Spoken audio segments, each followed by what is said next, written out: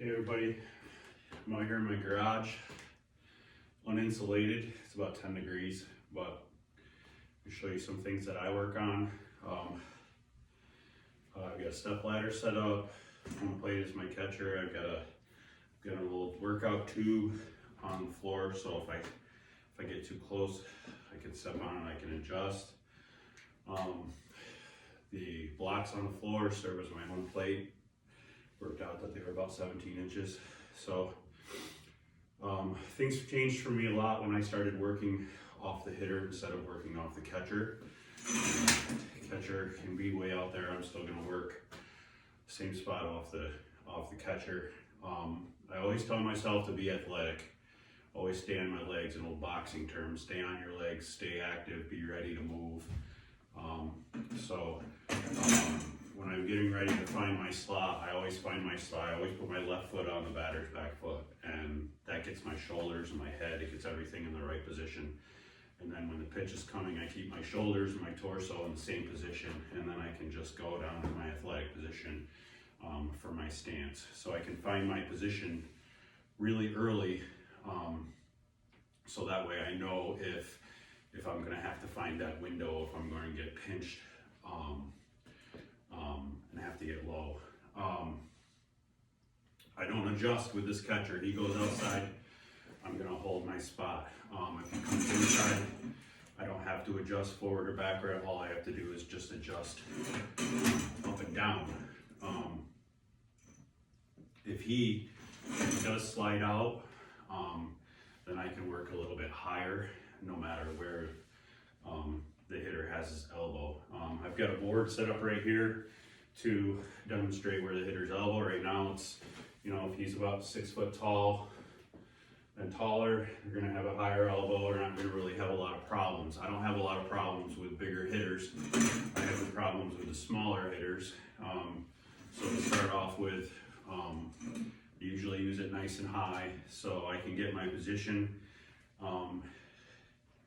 get athletic. Basically where the camera is right now is where I'm going to line up my torso just off to the side of the pitcher's rubber, and square to where the ball is going to come from. So kind of to demonstrate, when I see if the pitch is imminent, I'm getting my feet and getting my torso ready to be athletic in case I get a late adjustment.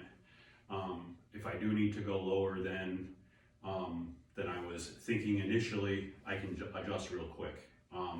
But plate stance, I find it quick, adjusting my feet to get athletic, and then just getting down into my stance. Okay, and when I go to call stuff, I've been reminded a lot that I'm 6'3". I need to use my height, present that a little bit better.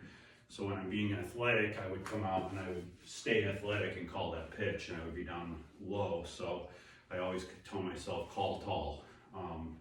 So in that position, come down, okay, come up, and then call that pitch nice and tall, present it so everybody in the park can see it. When I get comfortable with that, center the catcher back up. I'll move this board down on my step ladder. So the elbow is now basically right over the inside corner of the plate. So if this batter were just stepping into the box, I know initially I'm gonna have some trouble here. If I just do my normal plate stance and I come down here, that 2x6 is gonna be right in my field of vision. I'm not gonna be able to see the ball coming out of the pitcher's hand if I maintain that same head height. So I know right from the start, I've got a possible situation where if the catcher holds here or slides in here, I'm gonna have to go low and find that window.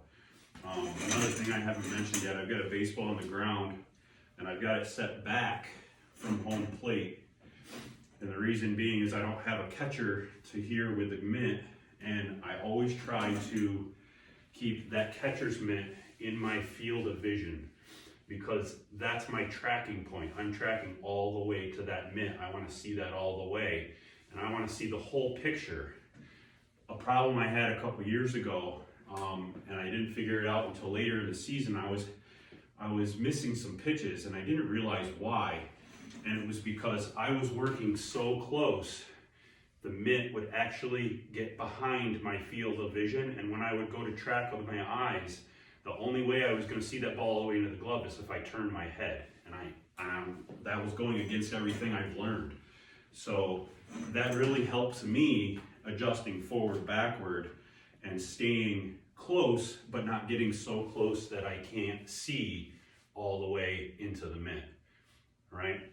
So if that ball on the ground is pretty deep, back from home plate, so when I get down in my stance, even when I'm getting pinched like this, even if I have to go down nice and low, this chair edge is here, I can still see that baseball on the ground. So that tells me if the glove were in that low outside position and it's in my field of vision, I can still see that ball going into the catcher's mitt, and that's what I want to do. That's going to give me that feeling of timing. That's going to give me that sense of confidence that I can see the ball all the way through that pitch.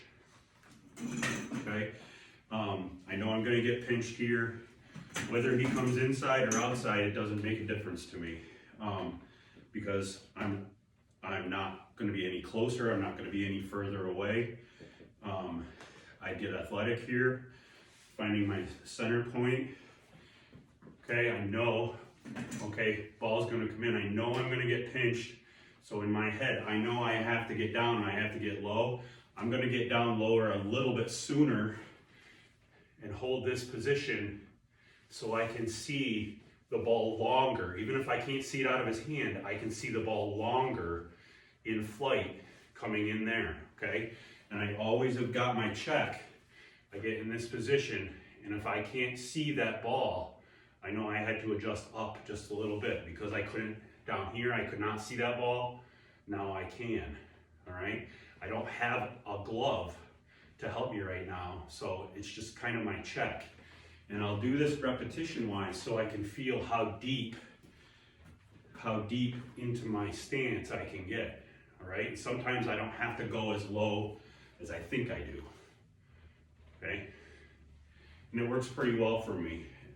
And I can mirror this on the other side. I would just swap the ladder over, and it helps me get into a rhythm a little bit quicker.